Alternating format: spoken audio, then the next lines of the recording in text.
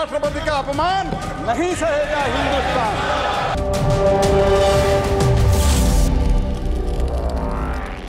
ये विपक्ष का एक और सेल्फ गोल है।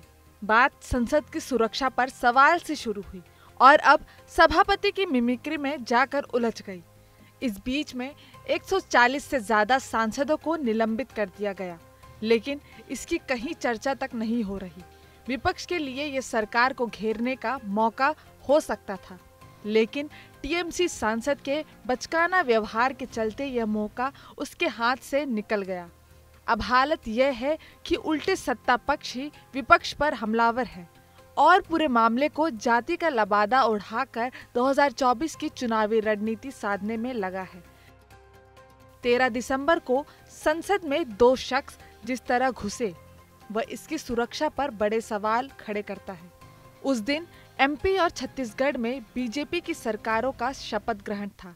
प्रधानमंत्री और गृह मंत्री शपथ ग्रहण कार्यक्रम में शामिल थे और सदन में मौजूद नहीं थे। विपक्ष इस मामले में गृह मंत्री अमित शाह के बयान की मांग करने लगा। विपक्षी पार्टियां सदन के अंदर अपना विरोध जता रही थी। इसके बाद सांसदों का निलंबन शुरू हो गया तो लगा कि सरकार बैकफुट पर आ जाएगी, लेकिन ऐसा नहीं हो पाया। पहले तो सरकार ने विपक्ष के व्यवहार को गैर जिम्मेदार बताते हुए निलंबन को सही बताया और फिर विपक्ष ने खुद ही अपने पैरों पर कुल्हाड़ी मार ली।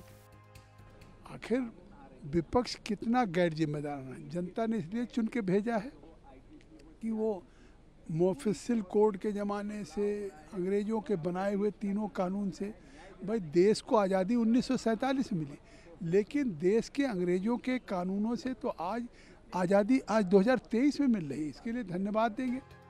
टीएमसी के सांसद कल्याण बैनर्जी ने सदन के बाहर जिस तरह राज्यसभा के सभापति की नकल उतारी, उसने सरकार को हमलावर होने का मौका दे दिया।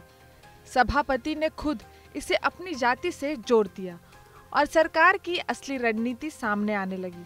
विपक्ष तब भी इसे समझ नहीं पाया और मिमिक्री को आड़ बताकर इस मामले को हल्का बनाने की असफल कोशिश करता रहा।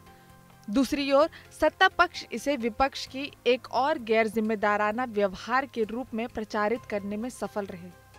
मिमिक होता है, जिसको जो समझना समझ लेते हैं। मिमिक तो मिमिक होता है। किसी को नाम पे तो नहीं कहा गया कि वहाँ किसी भाषण पे तो नहीं किया गया कि मैं मिमिक कर रहे हैं।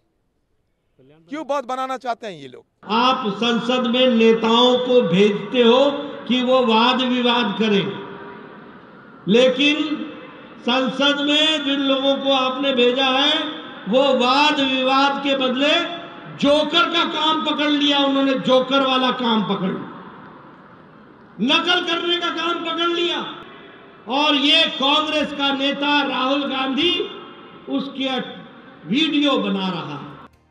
अब ये सारा मामला पूरी तरह चुनावी हो गया है। संसद की सुरक्षा हो या सांसदों का निलंबन, ये मुद्दा अब गौण हो चुका है। सत्ता पक्ष सभापति के बहाने इसे जाट समुदाय का अपमान बताकर 2024 के लोकसभा चुनाव की रणनीति साधने में जुट चुका है। कांग्रेस अध्यक्ष मल्लिकार्जुन खड़गे ने दलित कार्ड खेलने की कोशिश जरूर की, लेकिन तब तक काफी देर हो चुकी थी। सरकार के रणनीतिकार इससे आगे की रणनीति बनाने में लग चुके हैं। विपक्ष की एक गलती ने उससे सरकार पर हमलावर होने का बड़ा मौका छीन लिया और अब उसे इसका खामियाजा चुनाव में भी भुगतना पड़ सकता है। चुनाव आज तक।